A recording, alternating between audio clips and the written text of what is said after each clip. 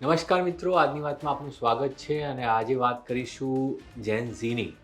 હા બિલકુલ, કારણ કે નીટ પેપર કાંડ બાદ હવે જેન ઝીના ભરોસે વધુ એકવાર રાષ્ટ્રીય પક્ષો આવ્યા છે અને આજે આપના મુખ્ય અરવિંદ કેજરીવાલે જેન ઝીને આહવાન કર્યું છે કે જે રીતે નેપાળ અને બાંગ્લાદેશમાં જેન ઝીએ રસ્તા ઉપર ઉતરી અને સરકારો બદલી તે રીતે જે કે પેપર કાંડ અથવા પેપર લીક જે કરે છે તે લોકોને સજા આપવા માટે જેન ઝી એટલે કે યુવાઓ જે છે મેદાનમાં ઉતરે અને રસ્તા ઉપર ઉતરે ત્યારે જ સરકારની આંખ ઉઘડશે. આજે આપના મુખ્ય અરવિંદ કેજરીવાલે પ્રેસ કોન્ફરન્સ કરી અને સીધી વાત કરી હતી. તેમણે આરોપ લગાવ્યા કે ભાજપની સરકારોમાં પેપર લીક થતા હોય છે, વારંવાર પેપર લીકની ઘટનાઓ બનતી હોય છે, પણ જે જવાબદારો હોય એની સામે કોઈ કાર્યવાહી થતી નથી. તેમની સામે ફક્ત ધરપકડ બતાવવામાં આવે છે પણ કોઈને સજા નથી થતી. આ પ્રકારનો ગંભીર આરોપ તેમણે લગાવ્યો હતો. અરવિંદ કેજરીવાલ ઘણા લાંબા સમયથી દિલ્હીમાં સત્તા ગયા બાદ ગુજરાતના પ્રવાસે ઘણીવાર આવ્યા, પરંતુ તેમને ગુજરાતમાં પણ ધારી સફળતા નથી મળી. એટલે હવે અને જ્યારથી તેમના 7 સાંસદોએ આપ છોડી અને ભાજપનો સાથ પસંદ કર્યો છે ત્યારથી અરવિંદ કેજરીવાલ જે છે કેન્દ્ર સરકાર ઉપર સતત હમલાવર રહ્યા છે અને સતત હમલા કરી રહ્યા છે. પોતાની રાજનીતિ બતાવવાની સાથે સાથે રાજનીતિ બચાવવાના તેમની માટે હવે મરણિયા પ્રયાસો થઈ રહ્યા છે, કારણ કે દિલ્હીમાં સરકાર ગયા બાદ હવે પંજાબમાં એકમાત્ર રાજ્ય છે કે જ્યાં આમ આદમી પાર્ટીની સરકાર છે. ગુજરાતમાં તેમને ધાર્યું પરફોર્મન્સ નથી મળ્યું અને તેવા સંજોગોની અંદર જો તેમને રાષ્ટ્રીય રાજનીતિમાં ટકી રહેવું હોય તો પંજાબની સાથે સાથે બીજા રાજ્યોમાં પણ પગ પેસારો કરવો જરૂરી છે, જેમાં તેઓ અત્યારે ક્યાંય પણ સફળ નથી થઈ રહ્યા. અને એટલા માટે જ હવે તેમણે જેન ઝીની મદદ માગી છે, કારણ કે હમણાં જે 5 રાજ્યોની ચૂંટણી થઈ તેમાં તમિલનાડુમાં જે રીતે જેન ઝીએ TVKને સફળતા અપાવી અને જાણીતા હીરો ત્યાંના રહ્યા જે સુપરસ્ટાર જોસેફ વિજય જેઓ મુખ્યમંત્રી બન્યા અને હવે તેમની સરકારે વિશ્વાસમત પણ હાંસલ કરી લીધો છે. અને તેના માટે એક મોટું કારણ માનવામાં આવે છે કે જેન ઝી, કારણ કે તમિલનાડુની રાજનીતિમાં છેલ્લા 60 વર્ષથી બે રાજકીય પક્ષોનું 2 પક્ષો હતા કે જેમના આસપાસ તમિલનાડુનું રાજકારણ રહ્યું, પણ TVKને જે સફળતા મળી છે તેની પાછળનું સૌથી મોટું કારણ જેન ઝી છે અને જેન ઝીના કારણે જ સુપરસ્ટાર વિજયને આટલી મોટી સફળતા મળી અને તેઓ તમિલનાડુના મુખ્યમંત્રી બન્યા. હવે આ જ મોડલને આગળ વધારવા માટે અરવિંદ કેજરીવાલ જે છે યુવાઓને આહવાન કરી રહ્યા છે કે નીટના પેપર કાંડ બાદ યુવાઓએ જે છે રસ્તા ઉપર ઉતરવું પડશે અને રસ્તા ઉપર ઉતરી અને જે જવાબદારો છે તેમની સામે આંદોલન કરવું પડશે. ત્યારે જ જે સાચા ગુનેગારો છે તેમને સજા થશે અને તેમના ઉપર કોઈ એક્શન લેવાશે. અને એટલા માટે તેમણે આજે પ્રેસ કોન્ફરન્સ કરી. તેમણે વધુ એકવાર, કારણ કે આમ આદમી પાર્ટી આંદોલનથી ઊભી થયેલી પાર્ટી હતી, ધીરે ધીરે તે આંદોલનથી દૂર થઈ અને સત્તા મળ્યા બાદ આમ આદમી પાર્ટી કોઈ મોટું વેવ ઊભો ના કરી શકી, જેના કારણે સમગ્ર દેશમાં એની છાપ રહે તો સમગ્ર દેશમાં લોકો વચ્ચે પહોંચી શકે. જે રીતે દિલ્હીમાં તેમની સરકાર ગઈ અને તેમના ભ્રષ્ટાચારના આરોપ લાગ્યા, ત્યારબાદ અરવિંદ કેજરીવાલને પોતાને હવે જમીન બચાવવી મુશ્કેલ છે. તેવા સંજોગોમાં મોદી સરકારને ઘેરવા માટે તેમણે જેન ઝીને અપીલ કરી છે. જેન ઝીની પાછળ તેઓ પડ્યા છે અને જેન ઝીને કહી રહ્યા છે કે હવે તમે મેદાનમાં આવો, તમે મેદાનમાં આવશો ત્યારે જ સરકારની આંખ ખુલશે અને જે પેપર લીક કરનારાઓ છે તેમની સામે કોઈ કાર્યવાહી થશે.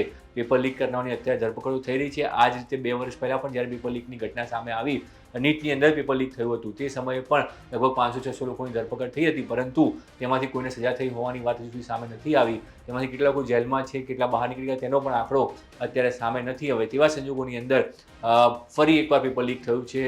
લાખો વિદ્યાર્થીઓના ભવિષ્ય ઉપર સવાલ ઊભા થયા છે. લગભગ 20 થી 22 લાખ વિદ્યાર્થીઓએ પરીક્ષા આપી હતી. તેમણે ફરી વખત પરીક્ષા આપવી પડશે.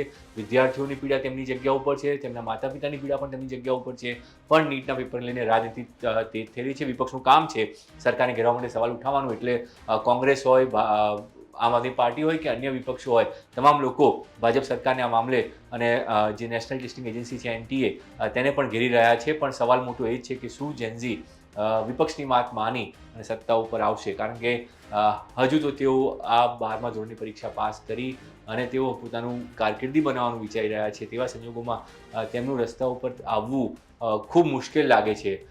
જો તેઓ રસ્તા ઉપર નહીં ઉતરે તો કેવી રીતે તેમને ન્યાય મળશે તે પણ એક મોટો સવાલ છે, કારણ કે ધરપકડો તો કાયમ થતી હોય છે, ધરપકડ થતી રહેતી હોય છે, પણ ધરપકડ બાદ શું, ધરપકડ બાદ સજા ક્યારે થશે અને જે ખરેખર પેપર લીકના જે માફિયાઓ છે એ માફિયાઓ શું પોલીસના સકંજામાં આવશે, તે પણ એક મોટો સવાલ છે. અને એટલા માટે આ તમામ સવાલો ઉઠી રહ્યા છે અને એટલે જ અરવિંદ કેજરીવાલે જેન ઝી એટલે કે યુવાઓને કહ્યું છે કે તમે રસ્તા ઉપર ઉતરો. જે રીતે નેપાળ અને બાંગ્લાદેશમાં જેન ઝીએ રસ્તા ઉપર ઉતરી અને આંદોલન કરીને સરકારો બદલી તે રીતે ભારતમાં પણ ઝેન્ઝી રસ્તા ઉપર આવવું પડશે. અરવિંદ કેજરીવાલ પહેલા નેતા નથી કે જેઓ ઝેન્ઝીની આ વાત કરી રહ્યા હોય. આની પહેલા રાહુલ ગાંધીએ પણ ઝેન્ઝીને અપીલ કરી હતી કે તેઓ પોતાના માટે જાગૃત થાય અને સતત જે છે રાહુલ ગાંધી ઝેન્ઝીની વચ્ચે રહી રહ્યા છે, તેમની સાથે વાતચીત કરી રહ્યા છે, અલગ અલગ સમૂહને મળી રહ્યા છે. તેઓ જ્યારે ચૂંટણીઓ હતી તે વખતે પણ અલગ અલગ યુવાઓને મળી રહ્યા હતા. એટલે તમામ રીતે વિપક્ષ હવે જે છે ઝેન્ઝીના ભરોસે થઈ ચૂક્યો હોય તેવી સ્થિતિ છે, કારણ કે 5 રાજ્યોમાં જે પરિણામ આવ્યા, અસમ અને પશ્ચિમ બંગાળ બંનેમાં ભાજપની ભવ્ય જીત થઈ. પુડુચેરીમાં પણ એનડીએની સરકાર બની છે.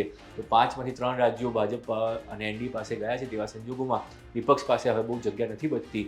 તો વિપક્ષે કેવી રીતે સરકારને ઘેરવી અને ઇન્ડી ગઠબંધનની અંદર પણ ફૂટ પડી છે. કેજરીવાલે પહેલાં છેડો પાડ્યો, મમતા પણ ઇન્ડીથી દૂર હતા અને હવે મમતા બેનર્જીની પણ હાર થઈ. તો ત્યારબાદ હવે વિપક્ષ એકજૂટ થઈને કેવી રીતે હેરાન થઈ રહ્યો છે અને લોકો હેરાન થઈ રહ્યા છે, એના સવાલો કેવી રીતે ઉઠાવી રહ્યો છે, તેના ઉપર સૌની નજર છે. પણ શું ઝેન્ઝી રસ્તા ઉપર ઉતરશે?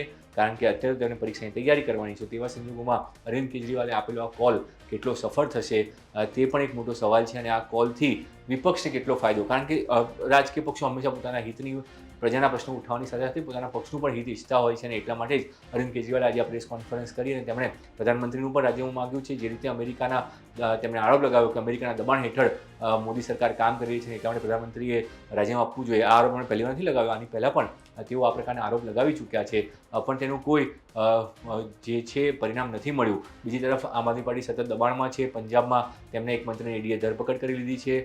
પંજાબની અંદર તેમની સરકાર તૂટવાનો ભય આમ આદમી પાર્ટીને સતાવી રહ્યો છે, કારણ કે તેમની પાસે 2/3 બહુમતી છે. પણ તેમ છતાં જે રીતે 7 સાંસદો આમ આદમી પાર્ટી ભાજપમાં ગયા, ત્યારબાદ તેમની પોતાની જમીન ખસી રહી હોવાનો પણ ડર લાગી રહ્યો છે. અને એટલા માટે જ અરવિંદ કેજરીવાલને ઝેન્ઝીના શરણે જવું પડી રહ્યું છે.